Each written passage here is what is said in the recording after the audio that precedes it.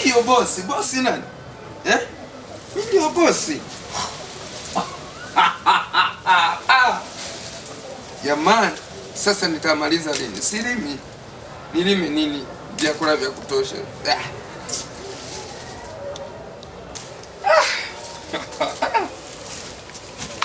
Mtumishi. Niambie mtumishi. Yesu asifiwe. Amina. Mbona unaona kama una furaha sana huko hapa? Kwani uone nani mwingine ambaye anaweza kanifikia? Kwa unajivunia hivi vitu? Ndio, kwani unaona nini hapa? Sikiliza.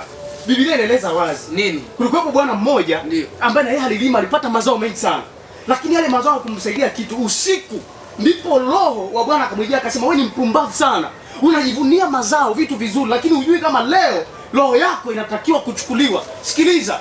Mbinu ni kwamba ili uwe salama usijivunie manyumba mazuri, usijivunie chakula, unatakiwa kumpokea Yesu ili uwe salama. Unanielewa? Ndio. Sasa nini cha kufanya? Ndio. Uza vyote, uza mahindi haya, uza nyumba kagawe maskini. Ni wapi maskini? Hujasikia?